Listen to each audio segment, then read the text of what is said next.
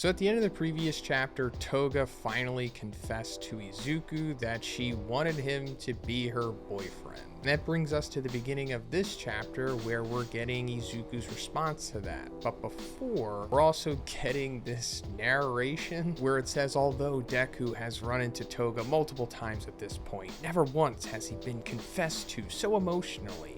Never once did he even imagine that Toga liked him. And I suppose that this is going to parallel to the ultimate reveal we're going to get at the end of the series once Uraraka or Izuku confess to each other that, they like each other more than just friends, because that's clearly coming for sure. But speaking of parallels, this chapter shares a lot with chapter 289 as well, the rematch of Toga and Uraraka. And I'll go back to that because it comes up again.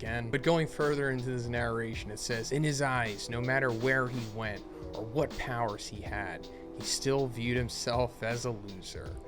It's wow, pretty relatable. But Izuku's what are you talking about? And Toga says, I loved you ever since we first met. We're so beaten up, just like my first love. You look exactly like him. So she's referring to back in the training camp arc when Izuku was all beaten up after his fight with Muscular being carried by Shoji. And as for her first love, it was this kid named Saito, who was one of her classmates before she joined the League of Villains. And I also think it might be her first public victim, because that was kind of the paradigm shift for her, I suppose. It's implied that she killed him and drank his blood, of course. And then after that, she kind of ghosted everything and then eventually wound up joining the League of Villains. And speaking of her joining the League of Villains, when she was first introduced into the series, obviously she was a much different character than she is now. But her prime reasoning at that time was because of Stain. And it made me think man, I hope Stain comes back again, because obviously he broke out of Tartarus. We even had that chapter last year where he met with All Might, but I'm just hoping that he shows up in this final war here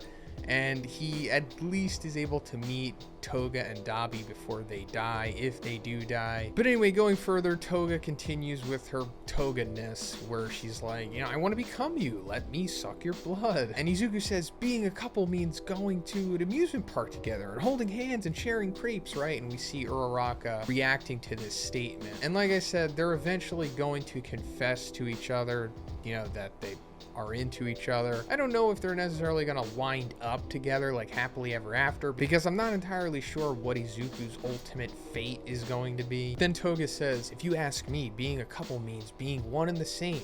Makes sense, right? Nothing else would fulfill my desires. And as we keep touching on this point, this is the tragic aspect of Toga. She's kind of inherently flawed because of this quirk that she has, along with her inherent mental illness. The quirk compels her to consume the blood of others and want to become them. And it also plays into the other aspect of her quirk, as where if she consumes the blood of the people that she loves, she can then use their quirks on top of that. So yeah, this is just tumbling into the same tragic cycle that it always has been. But this eventually leads to Izuku rejecting her in, a very Izuku way. And of course we expected this. It's not like Izuku's really well, yeah, let's be boyfriend and girlfriend, Toga. And this reminds Toga of how her parents treated her, with the typical boomer mindset where it's why can't you just be normal? Please try to live a normal life. She's also reminded of what Uraraka said in chapter 289. If you want to live as you please, then you better be prepared to face the consequences. And I'll touch back on why she said that to her, because it kind of comes full circle later on. This of course finally causes her to go into attack mode, and we see her put on her mask. And we're also seeing new aspects of her blood retrieval system thing that she has with these hook things on cords. They have a propulsion system to them now. And she goes into this fight sequence with Izuku and Uraraka, and of course she's able to kind of navigate around Izuku because she's able to nullify danger sense since she loves Izuku. Therefore it doesn't register her as a threat. I mean, this isn't raising the stakes or anything against Izuku, because if he really wanted to, he could just take her out like that. But the plot armor of this chapter is just not going to allow that, as we'll see. But as this goes forward, Toga is essentially rejecting Uraraka, saying she's not thinking about her anymore. If the world's going to turn against me, then I'm going to turn against the world. And she winds up saying, I thought that at least you'd be understanding, Uraraka, since you and I are the same. And this boils down to, like I said, being parallels to chapter 289, where Toga originally said this because